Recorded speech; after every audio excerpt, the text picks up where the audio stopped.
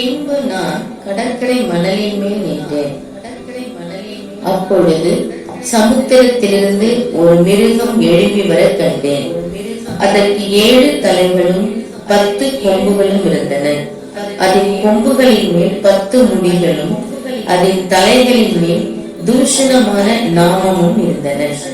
நான் கண்ட மிருகம் சிறுத்தையை போல் இருந்தது. அதன் கால்கள் கரடியின் கால்களைப் போலவும் அதன் வாய் சிங்கத்தின் வாயை போலவும் இருந்தன. வலு சர்ப்பமானது தன் பலத்தையும் தன் சிங்காசனத்தையும் மிகுந்த அதிகாரத்தையும் அதற்கு கொடுத்தது.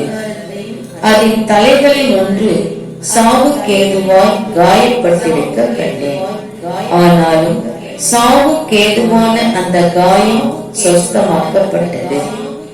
பூமியில் உள்ள யாவரும் ஆச்சரியத்தோட அந்த மிருகத்தை பின்பற்றி அந்த மிருகத்திற்கு அப்படிப்பட்ட அதிகாரம் கொடுத்த வலு சர்ப்பத்தை வணங்கினார்கள். அல்லாமலும் மிருகத்திற்கு ஒப்பானவன் யார், அதனோடே யுத்தம் பண்ணத்தக்கவன் யார் என்று சொல்லி மிருகத்தையும் வணங்கினார்கள். பெருமையானவைகளையும் தூஷணங்களையும் பேசும் வாய் அதற்கு கொடுக்கப்பட்டது. அல்லாமலும் 42 மாதம் யுத்தம் பண்ண அதற்கு அதிகாரம் கொடுக்கப்பட்டது. அது தேவனை தூஷிக்கும்படி தன் வாயை திறந்து அவருடைய நாமத்தையும் அவருடைய வாசஸ்தலத்தையும் பரலோகத்தில் வாசமாய் இருக்கிறவர்களையும் தூஷித்தது.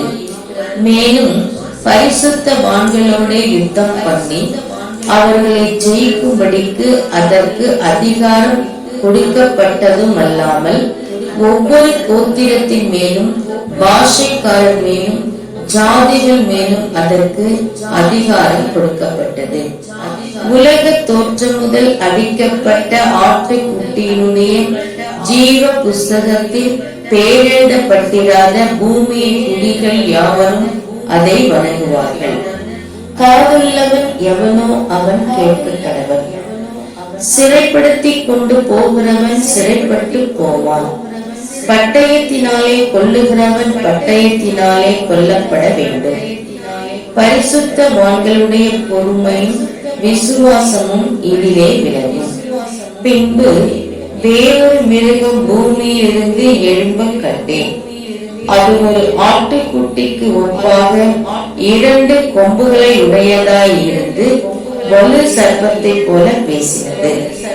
அது முந்தின மிருகத்தின் அதிகாரம் முழுவதையும் அதன் முன்பாக நடப்பித்து சாவுக்கேதுவான காயம் ஆற சொஸ்தமடைந்த முந்தின மிருகத்தை பூமியும் அதன் குடிகளும் வணங்கும்படி செய்தது.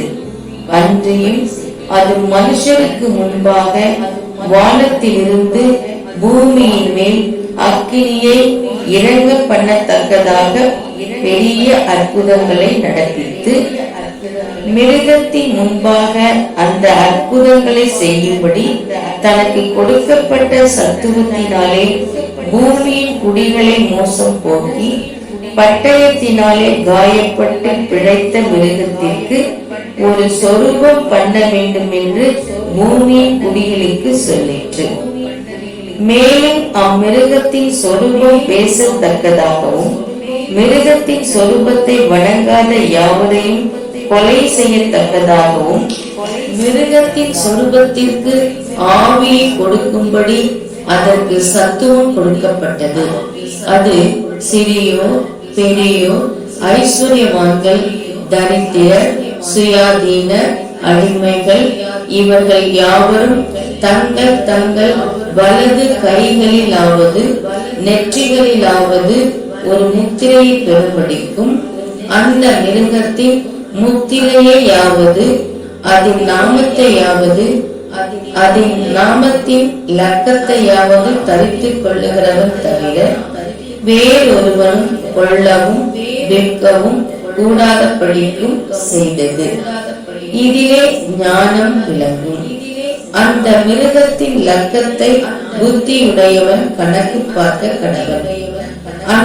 அது மனுஷனுடைய லக்கமாய் இருக்கிறது.